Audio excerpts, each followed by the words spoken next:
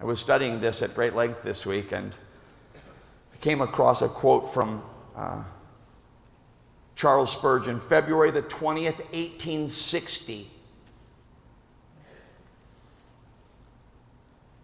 I've paraphrased it slightly for the ease of your hearing,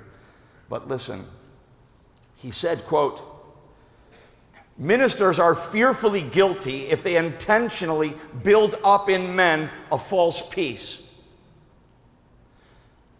The pilot who pretends to steer a ship toward its safe harbor, but meanwhile is below boring holes in the hull that it might sink, would not be a worse traitor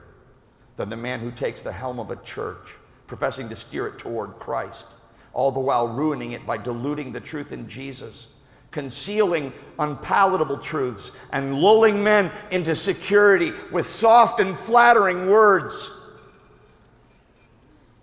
We might sooner pardon the assassin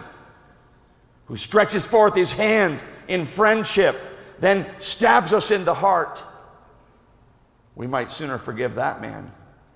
than the one who comes to us with smooth words as God's ambassador, but fans rebellion in our hearts as we are living in revolt against the majesty of heaven."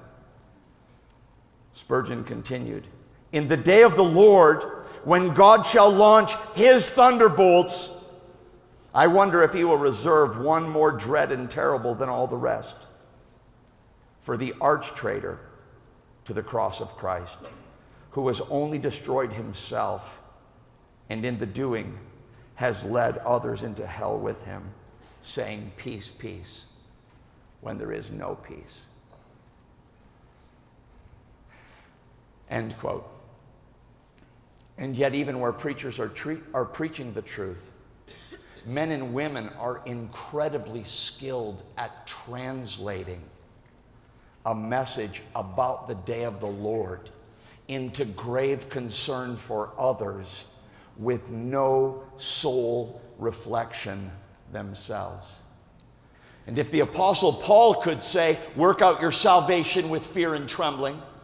if the Apostle Paul could say, "Examine yourself to see if you're in the faith," if Paul could say, "I fear that having preached to others, I myself would be disqualified,"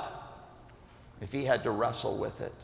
to make his calling and election sure, as Peter says, then who here would stand up and say, "I need no reflection of any kind"? Oh, turn to Christ today and be saved while there's time before the wrath comes on the day of the Lord.